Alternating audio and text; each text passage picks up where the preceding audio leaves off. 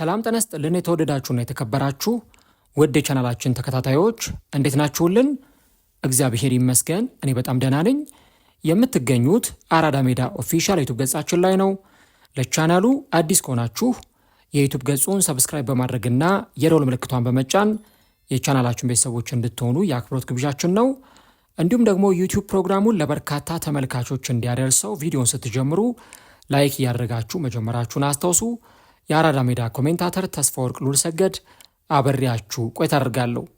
በቅድሚያ ለመላው የኦርቶዶክስ ተዋሕዶ ሃይማኖት ተከታዮች በሙሉ እንኳን ለታላቁ ለጌታችንና ለመድኃኒታችን ለኢየሱስ ክርስቶስ ለታላቁ የስቅለት በዓል በሰላም አደረሳችሁ አደረሰን ለማለት እንወዳለን። በዓሉ የበረከት በዓል እንዲሆንልን አራዳ ሜዳ ፕሮግራማችን ይመኛል። ዛሬ እንግዲህ አንድ ርዕሰ ጉዳይን ይዤላችሁ መጥቻለሁ። ነገ የሚከናወነውን የአርሰናልና የቦርንመዝን ጨዋታ በቅድመ ጨዋታ ትንታኔ ዳሰሳችን የምንመለከተው ይሆናል ማለት ነው። እንግዲህ የእንግሊዝ ፕሪሚየር ሊግ ምናልባትም ደግሞ ከ3 ሳምንታት እረፍት በኋላ በዚህ ሳምንት ይመለሳል። እንደምታውቁት ለ2 ሳምንት ያህል የኢንተርናሽናል ብሬክ ወይም ደግሞ የብሔራዊ ቡድኖች ጨዋታዎች ነበረ። በእርግጥ አንዱን ሳምንት ነው የብሔራዊ ቡድን ጨዋታዎች የነበረው። ከዛ በኋላ ጥቂት ተጨማሪ ቀናት የብሔራዊ ቡድን ጨዋታዎች ሲደረግ ነበር። በኋላ ደግሞ በባለፈውም ሳምንት ሊጉ ከኢንተርናሽናል ብሬክ መልስ ሲመለስ የኤፍኤ ካፕ ጨዋታዎች ነበሩ ሲደረጉ የነበሩት። አሁን እንግዲህ በ3ኛው ሳምንት የእንግሊዝ ፕሪሚየር ሊግ ጨዋታዎች በ32ኛ ሳምንት መርሃ ግብራቸው የሚደረጉ ይሆናል ማለት ነው። ታዲያ በዚህ ሳምንት በተለይ ደግሞ ከሚደረጉ ትልልቅ ጨዋታዎች መካከል አንደኛው ነገ በምሳ ሰዓት የሚደረገው የአርሰናልና የቦርንመዝ የኤምሬትስ ስታዲየሙ ጨዋታ ተጠቃሹ የጨዋታ መርሃ ግብር ነው። እንግዲህ ለአርሰናሎች ይህ ጨዋታ እጅግ በጣም አስፈላጊና ትልቅ የሚባል የጨዋታ መርሃ ግብር ነው። አርሰናሎች እንግዲህ በተለይም ደግሞ የፕሪሚየር ሊጉን ዋንጫ ለማንሳት እጅግ በጣም የተቃረቡበት ጊዜ ላይ ደርሰዋል። ምናልባት ካቻምናም ከነበረው ጊዜ አምናም ከነበረው ጊዜ ከዛም በፊት ከነበረው ጊዜ አንጻር ስንመለከተው አሁን አርሰናል የበለጠ ለፕሪሚየር ሊጉ ዋንጫ የተጠጋበት ጊዜ መሆኑን እንመለከታለን። ለምሳሌ በ2022-23 የውድድር ዘመን አርሰናል ከ200 ቀናት በላይ ፕሪሚየር ሊጉን መርቷል። ልክ ነው፣ ረጅም ጊዜ ሊጉን የመራ ክለብ መሆኑን እናነሳለን። ነገር ግን ደግሞ ይህ በእንዲህ እንዳለ አርሰናል ከ28ኛው ሳምንት በኋላ የተፍረከረከባቸው ሳምንታት ነበሩና ማንቸስተር ሲቲ ከነበረው ቀሪ ጨዋታ አንጻር እንዲሁ ደግሞ የአርሰናል በተከታታይ በዌስትሃም በሳውዛምፕተን እንዲሁ ደግሞ በሊቨርፑል ነጥብ የጣለባቸው ጨዋታዎች አርሰናል የሊጉን ዋንጫ እንደማያነሳ ያስታውቅ ነበረ። ከዚህ በተጨማሪ ደግሞ ማንቸስተር ሲቲ የነበረበት ፐርፎርማንስ በጣም ጥሩ ስለነበረ ይህ ጊዜ ማለት አርሰናል መሪነቱን ሊያጣ የተቃረበበት ጊዜ ነበረ። በ2023-24 አርሰናል ጥሩ ግስጋሴን ያደረገበትና በ2 ነጥብ ልዩነት ተበልጦ ዋንጫውን ያጣበት ጊዜ ነበረ። ነገር ግን ደግሞ ማንቸስተር ሲቲ ያው ቀሪ ጨዋታ ነበረውና እንግዲህ በቀሪ ጨዋታ ደግሞ ማንቸስተር ሲቲ አሸንፎ ወይም ደግሞ ያንን የቶተናም ጨዋታ አሸንፎ ማንቸስተር ሲቲ የዋንጫው ሻምፒዮን ሆኗል ማለት ነው። ከዛ በተጨማሪ ባለፈው ዓመትም ደግሞ እንደዚሁ ሊቨርፑል የሊጉ ሻምፒዮን ሲሆን በጣም በሰፊ ልዩነት ወይም ደግሞ ቀድሞ ነበረ ጥቂት ሳምንታት በቀሩት ጊዜ የሊጉ ሻምፒዮን መሆኑን ያረጋገጠው ባለሳሳት በ34ኛ ወይም በ35ኛው ሳምንት ነበር እንግዲህ ያንን ዋንጫ ማንሳቱን ያረጋገጠው እና የአሁኑ አርሰናል ግን ለፕሪሚየር ሊጉ ዋንጫ በጣም የቀረበ ቡድን መሆኑን እንመለከታለን በብዙ ምክንያቶች። አንደኛው አርሰናል ለሊጉ ዋንጫ በጣም የቀረበ ቡድን ነው ብለን ስንል በአርሰናልና በማንቸስተር ሲቲ መካከል ያለው የነጥብ ልዩነት 9 መሆኑ ነው። 9 ነጥብ ማለት እንግዲህ የ3 ጨዋታ ልዩነት እንደማለት ነው። ያው በእርግጥ ማንቸስተር ሲቲ አንድ ቀሪ ጨዋታ አለው። ያንን ጨዋታም ቢያሸንፍ በእርግጥ የአርሰናልና የማንቸስተር ሲቲ የነጥብ ልዩነት 6 ይሆናል። ኤታር ላይ ደግሞ ከአንድ ሳምንት በኋላ ይገናኛሉ። በዛ ጨዋታ ላይም እንደው ማንቸስተር ሲቲ አሸነፈ ቢባል እንኳን የ3 ነጥብ ልዩነት በመካከላቸው ይኖራል። ስለዚህ አርሰናል ባለው የነጥብ ልዩነት ምክንያት ለፕሪሚየር ሊጉ ዋንጫ ጉዞ እጅግ በጣም የቀረበ ቡድን መሆኑን እናነሳለን ማለት ነው። ከዚህ በተጨማሪ ደግሞ ሌላኛው ጉዳይ ምንድን ነው?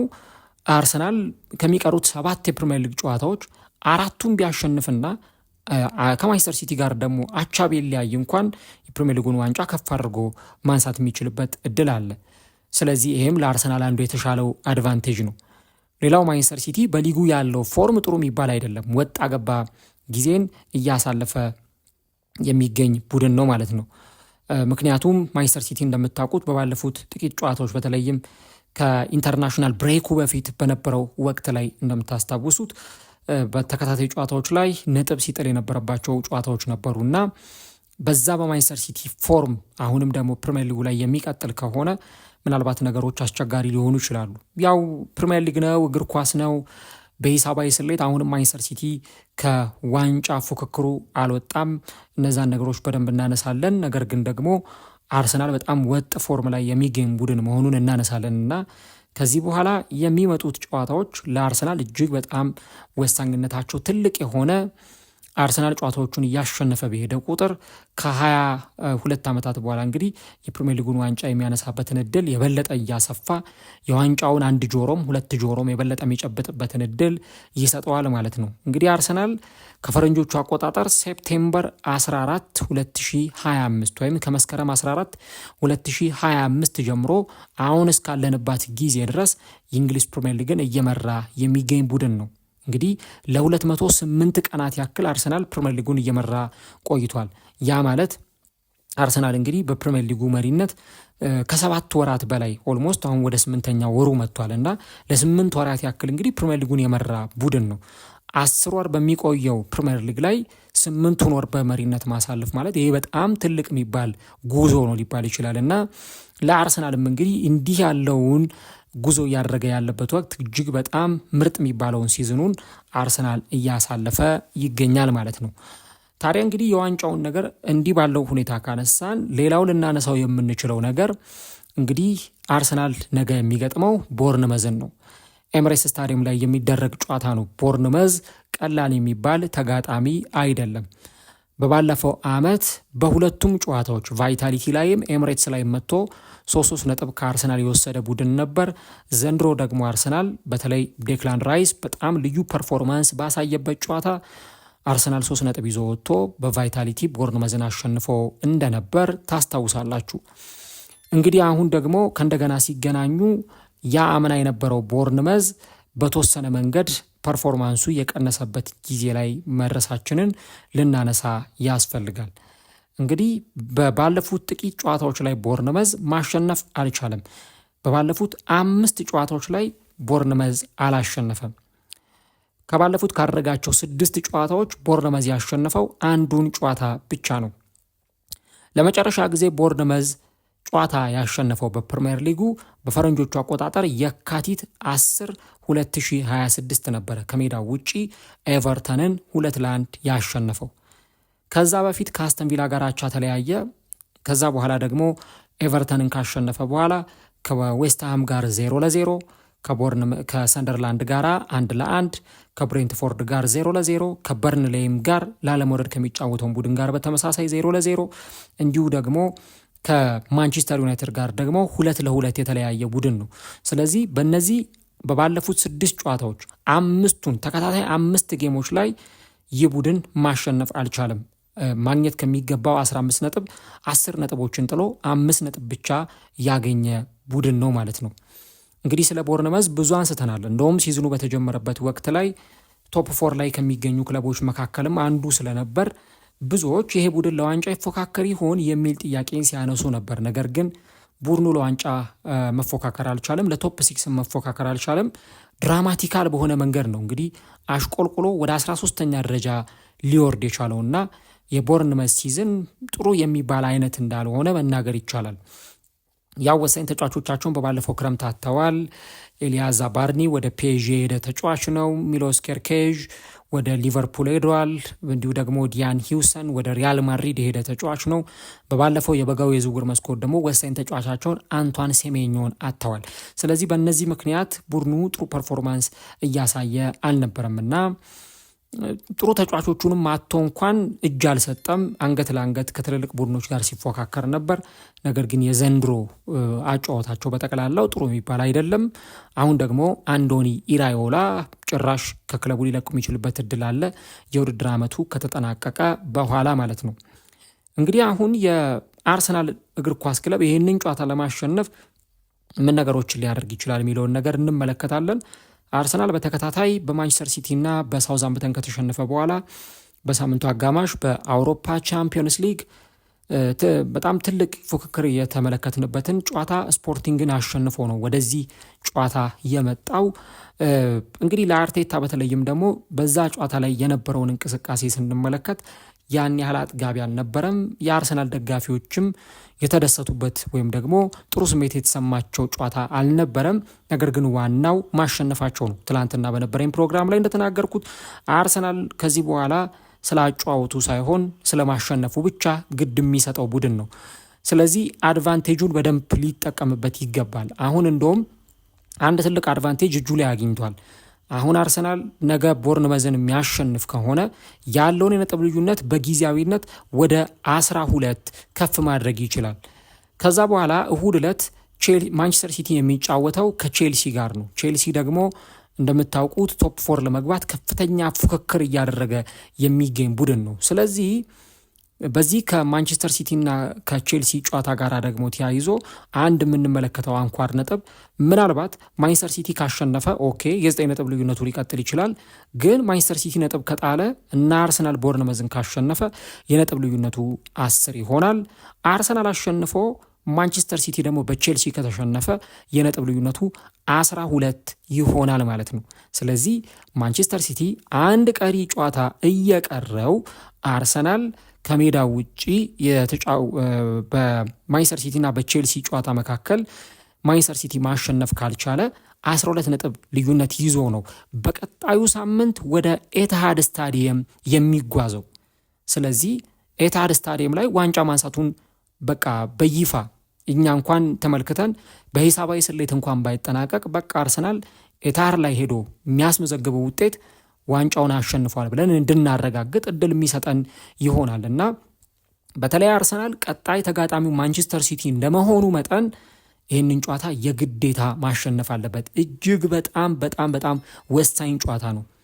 ምክንያቱም ቀጣይ ማንቸስተር ሲቲን እንደሚገጥም ቡድን ይህንን ጨዋታ ካሸነፍክ የ9 ነጥብ ልዩነት ወይ የ10 ወይ የ12 ነጥብ ልዩነት ይዘ ነው ወደ ኤትሃድ የምትሄደው። ስለዚህ የበለጠ ግርማ ሞገስን ይጨመርለታል። አርሰናል በዚህ ጨዋታ ላይ የሚያሸንፍ ከሆነ ምንም አይነት ስጋት አይኖርበትም። በተቃራኒው ግን አርሰናል በዚህ ጨዋታ ላይ ቢሸነፍ ወይ ደግሞ ነጥብ ቢጥልና እሁድ ዕለት ደግሞ ማንቸስተር ሲቲ ቼልሲን ቢያሸንፍ የነጥብ ልዩነቱ 6 ይሆናል።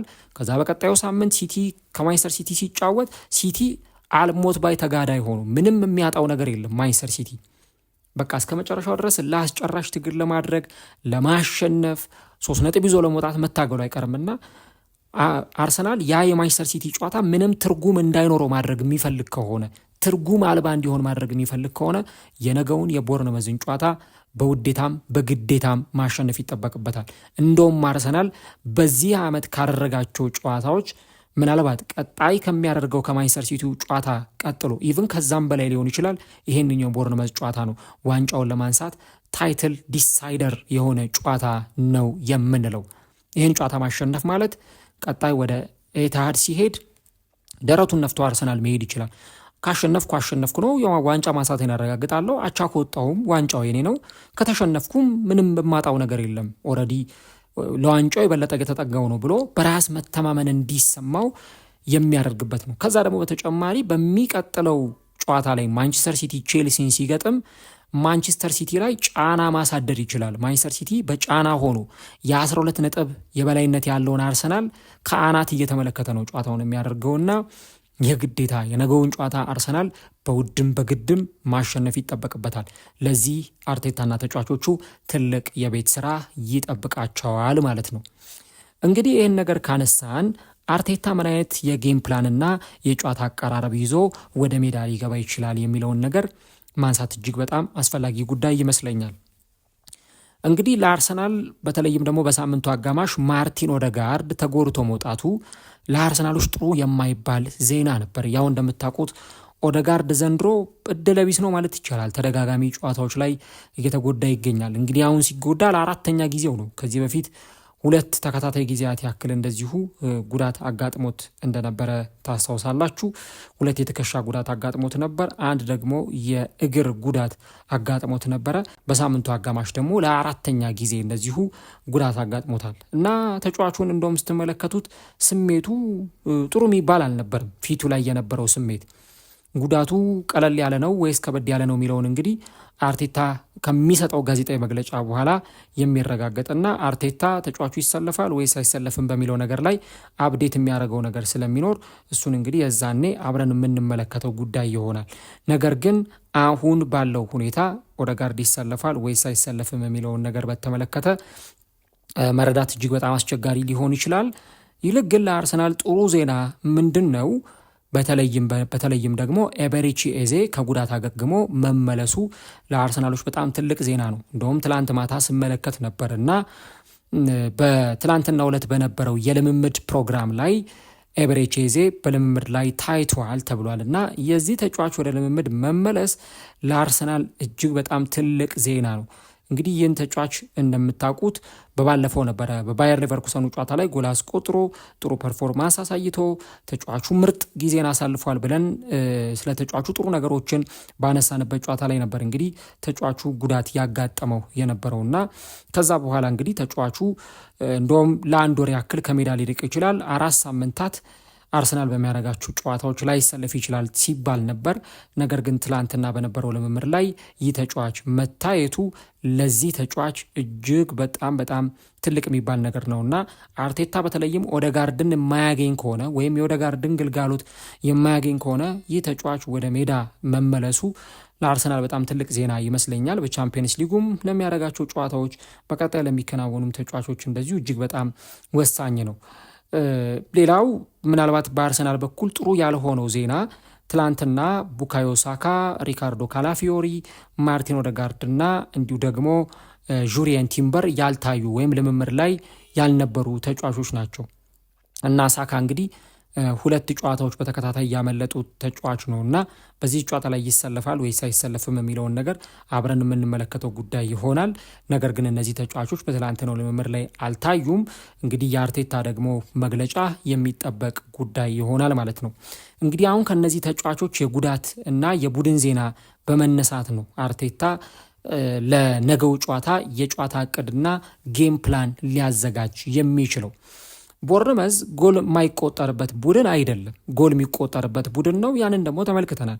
ዘንድሮ ለምሳሌ እንደው ለአብነት አንዷን እንኳን መዘን ብንመለከት ከማንቸስተር ዩናይትድ ጋር 4-4 የተጠናቀቀውን ጨዋታ በልዩነት ማንሳት እንችላለን እና ማንቸስተር ዩናይትድ ሲያገባ ቦርንመዝም ሲያስቆጥር ማንቸስተር ዩናይትድም ሲያስቆጥር ተመልክተናል። ስለዚህ የቦርንመዝ የተከላካይ መስመር ጎል የማይቆጠርበት አይነት ነው ብለን የምናነሳው አይነት አይሆንም እና እንደውም ሴት ፒስ ላይ ጎሎች ሊቆጠሩበት የሚችል ቡድን ነው እና አርሰናል በነገው ጨዋታ ላይ አንደኛው ሊጠቀምባቸው ከሚችሉ ነገሮች መካከል በደንብ ኳሱን ተቆጣጥሮ በቢውልዳፕ ኳሱን ወደፊት ይዞ በመሄድ ተደጋጋሚ የማጥቃት እንቅስቃሴዎችን በማድረግ ወደ ቦርንመዝ 3ኛው የማጥቃት ክፍል ወይም ደግሞ ወደ ፋይናል ሰርድ በመግባትና ከዛ ደግሞ የቆሙ ኳሶችን ወይም የማዘም ኳሶችን ደግሞ በመጠቀም ጨዋታውን ሊያሸንፍ የሚችልበት በጣም ግልጽ እድል እንዳለ በአርሰናል በኩል እንመለከታለን ማለት ነው። ያው እንዲህ አይነት ጨዋታዎች ሲደረጉ ብዙ ጊዜ አሰልጣኞች የሚያደርጉት ምንድን ነው? የራሳቸውን ጥንካሬ ከማሳየት ባለፈ የተጋጣሚያቸውን ደግሞ ደካማ ጎን በደንብ አነፍንፈው ሜዳ ላይ በደንብ መጠቀም የሚችሉበት እድል ይኖራል ማለት ነው። ስለዚህ ያንን ነገር በደንብ ሲያደርጉ ይታያል። ቦርንመዝ ብዙ ጎል የሚቆጠርበት ለምንድን ነው ብለን ካልን የሃይ ፕረስ ሪስክን ስለሚወስዱ ነው ወይ ደግሞ ይሄ በጣም በከፍተኛ ሁኔታ ነው የሚያጠቁት። አይፈሩም፣ ጀብደኛ ናቸው። ከመሃል ሜዳ ጀምሮ ያሉ ተጫዋቾች በጣም ፈጣን በሆነ መንገድ ወደ ተጋጣሚያቸው 3ኛ የማጥቃት ክፍል ቶሎ ሲደርሱ ይታያል። ያ ደግሞ ምን ችግር ያመጣል? ከኋላቸው ክፍት ስፔሶችን እንዲተዉ ያደርጋቸዋል። አንዳንድ ጊዜ እንደዚህ አይነት ቡድኖች እንዲህ አይነት ድፍረቶችን ሲዳፈሩ እንመለከታለን። ለምሳሌ በባለፈው በቻምፒየንስ ሊግ ባርሴሎና 7 ጎል ያስቆጠረበትን የኒውካስሉን ጨዋታ ብትመለከቱ በቀላሉ ያደረጉት እንደዛ ነበር። ኒውካስሎች በድፍረት ነበረ በሃይ ላይን ሲጫወቱ የነበረው። እስከ ግማሽ መስመር ድረስ ተከላካዮቻቸውን አምጥተው ሲጫወቱ ነበረ እስከ መሀል ሜዳው ጨረቃ ድረስ። ያ ደግሞ በቀላሉ ነው ዋጋ ያስከፈላቸውና አርሰናል ደግሞ እንዲህ አይነት ቡድኖችን በደንብ አሳምሮ መቅጣት የሚችል ቡድን ነው። እንደውም አርሰናል የሚቸገረው በጣም ሚድ ብሎካቸው ላይ ጥቅጥቅ ብለው የሚጫወቱ መሀል ሜዳው ላይ ይሄ ስብስብ ብለው የሚጫወቱ ተጫዋቾች ሲኖሩ ጠንካራ የሆነ አጥር ያለው ቡድን በሎ ብሎክ የሚጫወት አይነት ቡድን ሲኖር ነው እንደውም አርሰናል ጎል ለማስቆጠር የሚቸገረው እንጂ እንዲህ ባለው ጨዋታ ላይ በተለይ ክፍትፍት አድርጎ የሚጫወት ቡድን ካለ በሃይ ፕረስ እያጠቃ የሚጫወት ቡድን ካለ አርሰናል በደንብ ያንን ውጤት ኤክስፕሎይት አድርጎ መጠቀም ይችላል እና ቦርንመዝ በዚህ ዓመት በተለይም ደግሞ በፕሪሚየር ሊጉ ፋይናል ሰርድ ላይ ወይም ደግሞ በሶስተኛው የተጋጣሚያቸው የመከላከል ክፍል ወይም በማጥቃት ክፍላቸው ላይ ብዙ ኳሶችን ካሸነፉ ቡድኖች መካከል አንዱ ቦርንመዝ ነው። ቀደም ያነሳሁት አንቷን ሴሜኞ ክለቡን ከመልቀቁ በፊት በነበሩ ጨዋታዎች እሱም ክለቡን ለቆ ከወጣም በኋላ ቢሆን ክለቡ እንዲህ አይነት ነገሮችን በደንብ ሲጠቀም ይስተዋላል። ከመሃል ሜዳ ጀምሮ ያሉት ተጫዋቾች እንዲህ ላለው አጫወት በጣም የተመቹና ያንን አጫወት የሚተገብሩ ናቸው። በተለይ አሌክስ ስኮት የተባለው ተጫዋች በጣም ኳሶቹን ወደፊት ይዞ የሚሄድ ተጫዋች ነው። እንደነ አሚን አርሊ አይነት ተጫዋቾች ደግሞ በደንብ ያንን ነገር ሜዳ ላይ ሲተገብሩ እንመለከታለን እና ለቦርንመዝ ተጫዋቾችም ይሄ አይነት አጫወት ነው በደንብ የተመቸ የሚሆነው። ዳቪድ ብሩክስ በጣም ጥሩ ተጫዋች ነው፣ በመስመሮች በኩል ያጠቃል። ጁኒየር ክሮፒ ደግሞ የፊት መስመር ተጫዋች ነው፣ ያው ተቀይሮ የገባ ጎሎችን ሲያስቆጥር እንመለከታለን እና አሚን አርሊ እና እነ ኢቫን ሊንሰን ሳይዘነጉ ማለት ነው እና ስለዚህ በተለይ ደግሞ የአርሰናል ተጫዋቾች እንደነ ዴክላን ራይስ አይነት ተጫዋቾች እንዲህ አይነቱን አጫዋወት በደንብ ሰብረው ኤክስፕሎይት አድርገው ገብተው ተጋጣሚያቸውን መቅጣትና ጎሎችን ማስቆጠር ይጠበቅባቸዋል ማለት ነው። በተለይ ዴክላን ራይስ፣ ኤበሬቺ ኤዜ፣ እንደነ ትሮሳርድ ወይ ማርቲኔሊ አይነት ተጫዋቾች ይህንን መስመር በደንብ ጥሰው መሄድ ይጠበቅባቸዋል። እንዲህ አይነቱ ጨዋታ በነገራችሁ ላይ ለቪክተር ዮኬሬስ በጣም የተመቸ አጫወት ነው። ምክንያቱም ከተከላካይ ጀርባ የሚጣሉ ኳሶች የሚደርሱት ከሆነ በደንብ ጎል ለማስቆጠር የሚመቸው ተጫዋች ይሆናል እና ምናልባትም ደግሞ እኔ በነገው ጨዋታ ላይ ጎል ሊያስቆጥሩ ይችላሉ ብዬ ከምጠብቃቸው ተጫዋቾች መካከል አንዱ ይህ የአርሰናል የፊት መስመር ተጫዋች ቪክተር ዮኬሬስ ይመስለኛል። ምክንያቱም ቅድም እንዳልኩት በጣም በሃይ ፕረስ ስለሚጫወቱ ቦርንመዞች ከፍተው የሚጫወቱ ተጫዋቾች ስላሏቸው ያንን ስፔሶች በደንብ ያጠቃሉ። ለምሳሌ በመጀመሪያው ዙር ጨዋታ ላይ አርሰናል 3-2 ቫይታሊቲ ላይ ያንን ጨዋታ ሲያሸንፍ በጣም አንጸባራቂ ብቃት ያሳዩት የአርሰናል ተጫዋቾች እነ ዴክላን ራይስ እና እነ ማርቲን ኦደጋርድ ነበሩ። በዛ ጨዋታ ላይ አርሰናል ቦርንመዝን 3-2 ሲያሸንፍ ጨዋታው ቀላል የሚባል አልነበረም። ቦርንመዝም ትንሽ ጠንከር ጣጠር ብሎ ነበረ የመጣው። አርሰናል እንግዲህ የፈረንጆቹ አዲስ ዓመት ከገባ በኋላ ነው ያንን ጨዋታ ያደረገውና በዛ ጨዋታ ላይ አርሰናል በዴክላን ራይስ 2 ጎሎችን አስቆጥሯል። አንደኛውን ቡካዮ ሳካ ነበር አሲስት ያደረገለት፣ አንደኛውን ደግሞ ማርቲን ኦደጋርድ ነው አሲስት ያደረገለት። ስለዚህ ለመሃል ሜዳ ተጫዋቾች በተለይ በጣም የተመቸ ጨዋታ ስለሚሆን አርሰናሎች እንዲህ ያለውን ነገር ሊጠቀሙበት ይችላሉ ብዬ አስባለሁ። ሌላው ቅድም ያልኩት የቆመ ኳስ ወይም ደግሞ የሴት ፒስ ጉዳይ ነው። የቦርንመዝ እግር ኳስ ክለብ እንዲህ አይነት ጨዋታዎች ላይ ጎሎች በሴት ፒስ አይቆጠሩበትም ብለን የምናነሳው ቡድን አይደለም። ምክንያቱም ከቆመ ኳስ ጎሎች ሲቆጠሩባቸው ተመልክተናል። ራሱ አርሰናልም ደግሞ እንደውም የቅርብ ጨዋታዎች ላይ ካልሆነ በስተቀረ የቆሙ ኳሶችን በደንብ ፕሩቭ ያደረገ በቆሙ ኳሶች ላይ በጣም ጠንካራ ቡድን መሆኑን ያስመሰከረ ቡድን ነው። ይህንን በዚህ ዓመት ተመልክተናል። ለአርሰናል ስኬት ደግሞ የቆሙ ኳሶች ምን ያክል ቫሊዩ እንዳላቸው የአርሰናል የቆመ ኳስን በተመለከተ ክለቦች በደንብ ተዘጋጅተው እንደሚገቡ ይታወቃልና አርሰናልም እንግዲህ ይሄንን አይነት ነገር ነው በደንብ እያደረገ የሚገኘው። ለዚህ ደግሞ በጣም የተመቹ ለዚህ አቅም መሆን የሚችሉ በርካታ ተጫዋቾች አሉ። የቆመ ኳሶችን በደንብ መጠቀም የሚችሉ እንዲህ አይነት ጎሎችን ማስቆጠር የሚችሉ ተጫዋቾች ይኖራሉና አርሰናል ምናልባት ደግሞ በዚህ ጨዋታ ላይ ሊጠቀም ይችላል ተብሎ ከሚጠበቀው አድቫንቴጆች መካከል አንዱ እንዲህ አይነት የቆመ ኳስ አድቫንቴጆችን በደንብ ሊጠቀም የሚችል ቡድን መሆኑን እናነሳለን። በመጀመሪያው ዙር ጨዋታ እንደውም ቫይታሊቲ ላይ ማጋሌሽ ነበረ ለአርሰናል የመጀመሪያዋን ጎል ማስቆጠር የቻለ ተጫዋች የነበረውና ማጋሌሽም ጎሉን ሲያስቆጥር እዛው ሳጥን ውስጥ ተገኝቶ ለአርሰናል ያቻነቷን ጎል ሲያስቆጥር ተመልክተናል። ስለዚህ ያ ነገር አሁንም በዚህ ጨዋታ ላይ ተግባራዊ ሊደረግ ይችላል። ባይሆን አርሰናሎች አንድ ነገር መጠንቀቅ አለባቸው ከቦርንመዝ። ያኛውም ደግሞ ምንድን ነው? የቦርንመዝ ዳይሬክት መሆን ወይም ደግሞ ቀጥተኛ እግር ኳስ መጫወትን አርሰናሎች በደንብ ሊጠነቀቁት የሚገባ ጉዳይ መሆኑን ማሰብ ያስፈልጋል። እንግዲህ ቼሪሾች በዚህ ዓመት በቀጥታ ማጥቃት ወይም ደግሞ በዳይሬክት አታክ ሊጉን እየመሩ የሚገኙበት ጊዜ ላይ እንገኛለን።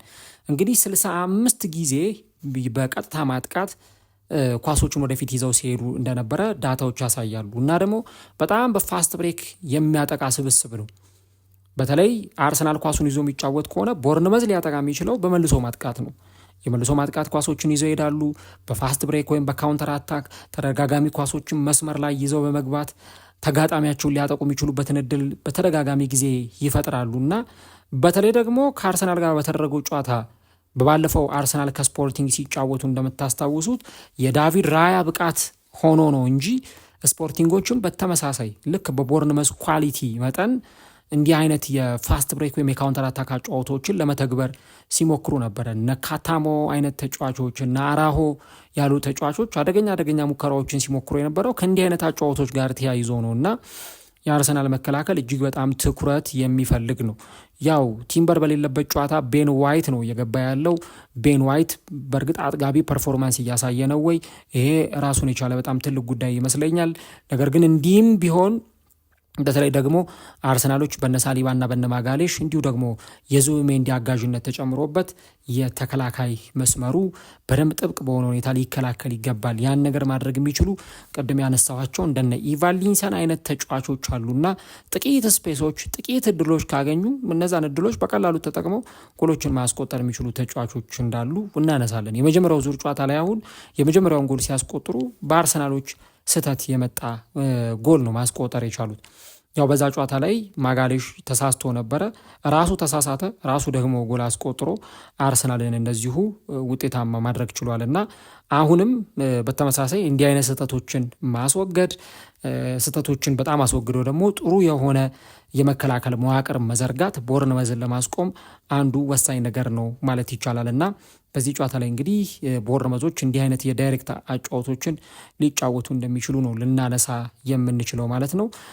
ስለዚህ እነዚህን ጉዳዮች እናነሳለን።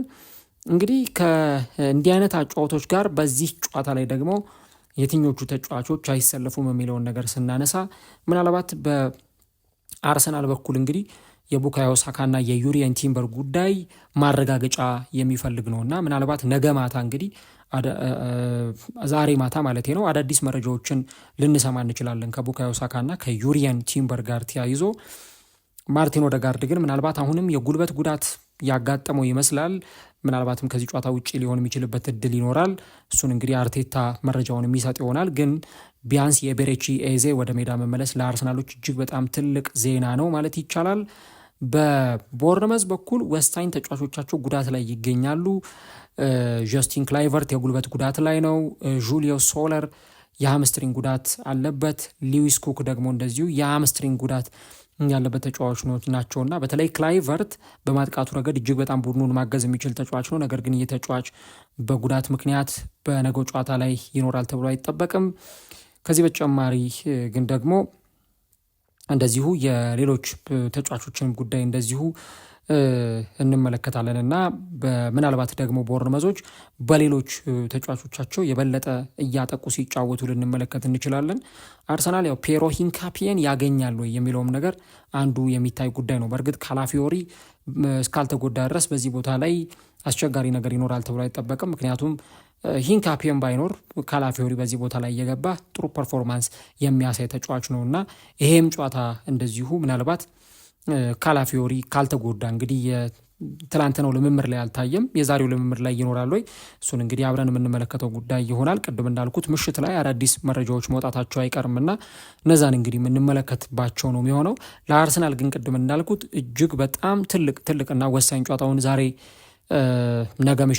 ነገ ምሳ ሰዓት ላይ ያከናውናል። አርሰናል የትኛው ቡድን ጨዋታውን ያሸንፋል? አርሰናል አሸንፎ በጊዜያዊነት ከማንቸስተር ሲቲ በ12 ነጥብ ላቅ ብሎ ለፕሪሚየር ሊጉ ዋንጫ የበለጠ የተጠጋ መምጣቱን ያረጋግጣል ወይስ ደግሞ ቦርንመዝ አርሰናል ነጥብ አስጥሎ እንደገና የፕሪሚየር ሊጉን ዋንጫ ጉዳይ ወደ ፉክክር አጀንዳነት ይመልሰዋል የሚለውን እንግዲህ እዚህ ጨዋታ ላይ የምንመለከተው ጉዳይ ነው የሚሆነው ማለት ነው። በነገራችሁ ላይ አድማጮቻችን እግዚአብሔር ቢፈቅድ ነገ እንግዲህ ከ7:30 ጀምሮ ከባልደረባዬ ቢኒያም ዘውዱ ጋር ጨዋታውን በቀጥታ ስርጭት በዩቲዩብ ገጻችን ወደ እናንተ እናደርሳለን። የበዓል ዋዜማ ነው። ስለዚህ በበዓል ዋዜማ ከእናንተ ጋር ጥሩ ቆይታ እናደርጋለን እና አራዳ ሜዳ ኦፊሻል ዩቲዩብ ገጽ ላይ ቻናሉን ሰብስክራይብ እያደረጋችሁ ጠብቁን። ጥሩ ጨዋታ ይዘንላችሁ እንቀርባለን ማለት ነው። ስለዚህ ለነገ ቀጠሯችን እናድርግና እኛ እዚህ ጋራ እናበቃለን። የውጤት ግምታችሁን አስቀምጡልን። ቪዲዮን ላይክ አድርጉት።